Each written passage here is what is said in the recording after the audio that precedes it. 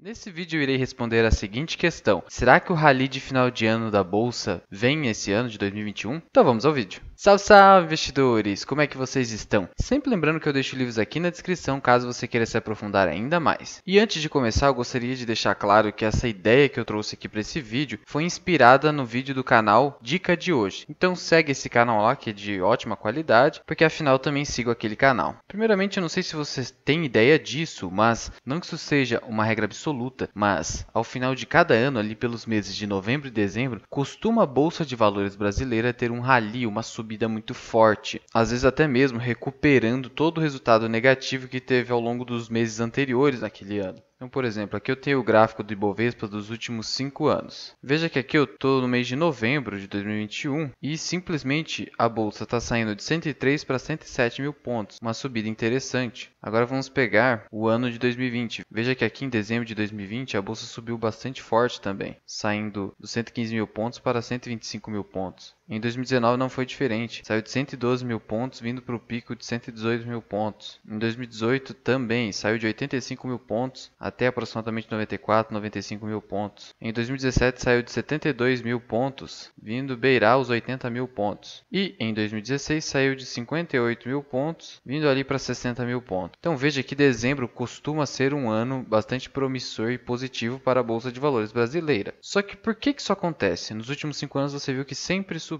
E a explicação disso se traduz na taxa de performance. Ok, o que é isso, Luan? Aqui no site Warren tem uma definição muito boa para a taxa de performance. É um percentual cobrado pelo gestor de um fundo de investimentos, fundo esse que tem que ser fundo ativo, ou seja, aquele que visa vencer um benchmark, sobre o resultado que superar do benchmark do fundo de investimento pelo qual ele é responsável. Lembrando que benchmark é um parâmetro de referência da performance de um determinado investimento. Então, da renda fixa é o CDI, ou a Selic, e da renda variável ações é o Ibovespa. Portanto, a taxa de performance do Brasil é cobrada por alguns fundos, geralmente com um percentual de 20% sobre a diferença entre o resultado que o fundo teve ao final de a cada 6 meses e o seu benchmark, no caso, se for um fundo de ações, é o Ibovespa. Então, suponhamos que o Ibovespa subiu em determinado semestre 10% e o fundo subiu 15%. A diferença é 5%, vai incidir então 20% sobre os 5% de diferença. Só que dentro desse conceito de taxa de performance, também tem um conceito chamado linha d'água. O que é a linha d'água? Ela é uma metodologia utilizada para que o gestor do fundo de investimento possa cobrar a taxa de performance. Ela é a referência do preço da cota base que será utilizado para calcular a taxa de performance. Deixa eu traduzir para você. Linha d'água. Perceba que eu falei que precisa ter um resultado positivo para cobrar a taxa de performance. Afinal, se o fundo teve um resultado negativo, não há como ele se remunerar com base numa performance. Seria extremamente injusto cobrar uma taxa do cotista que não a de administração quando o fundo tiver um resultado negativo. Então, a linha d'água dos fundos é a seguinte: é a linha divisória que separa o resultado negativo abaixo de zero de rentabilidade e o resultado positivo acima de zero de rentabilidade. Dessa forma, os fundos que cobram taxa de performance só vão poder ser remunerados por essa taxa em determinado ano se realmente eles fecharem positivamente, acima de zero. Se isso acontecer, que seja 0,5%, eles vão poder cobrar a taxa de performance sob a diferença, inclusive, da queda do Ibovespa e o resultado do fundo. Então veja, nesse ano o Ibovespa está caindo atualmente quase 10% de queda. Então suponhamos que o fundo tem um resultado positivo de 1% e o Ibovespa 10% arredondando. Temos aí uma diferença de 11%, porque é 10% negativo do Ibovespa e mais um positivo do fundo, 11%. Vai incidir então a taxa de performance ali, geralmente de 20% sobre essa diferença. Agora, se o fundo teve uma rentabilidade negativa de menos 1%, ele não pode cobrar a taxa de performance porque não superou ali a linha d'água da cota base do fundo de investimento. Então perceba que há um interesse muito grande dos fundos que no final de dezembro a bolsa suba para que eles consigam ter, ainda que minimamente, uma pequena performance para poder cobrar essa taxa. Então acho que você já percebeu o que acontece em dezembro. Sim, se você respondeu que os fundos vão às compras, você acertou. Eles entram comprados com força justamente para forçar uma rentabilidade positiva. Isso não é regra, não é sempre que acontece por conta disso, porque às vezes compensa para o fundo no ano muito negativo, fechar negativo para compensar no ano que vem. Só que geralmente você viu que, pelo menos nos últimos 5 anos, o Ibovespa tem subido bastante em dezembro, o que só confirma essa hipótese. Isso aqui, querendo ou não, é uma manipulação de mercado, mas que pelo jeito é admitida pela CVM. Por isso que eu recomendo para você, investidor, não fique muito felizinho com o rally de final de ano. Afinal, ele decorre, ainda que sem uma malícia, sem uma intenção de prejudicar qualquer qualquer um do mercado, de uma manipulação de preços decorrentes de uma compra forçada dos fundos ali naquele período de novembro e dezembro. Por isso não fique muito eufórico, agora vai, agora a bolsa vai, agora que eu compro. Não, você deveria ter comprado antes, quando estava tudo caindo. Você sabe que a bolsa é cíclica, a economia é cíclica, e você deve comprar justamente nas quedas, enquanto o mercado está acumulando ativos. Porque nesse momento, se você olhar para o gráfico, os preços andam de lado, ficam andando numa zona de acumulação. E é ali que você deve comprar. Não quando a bolsa finalmente estoura a tampa e rompe uma resistência e o preço começa a subir com força. Mas e respondendo à pergunta inicial desse vídeo, Luan, você acha que vai ter o rally de final de ano nesse ano de 2020? Olha, já está tendo. Se você pegar aqui, ó, 1º de dezembro estava 101 mil pontos, agora está 107 mil,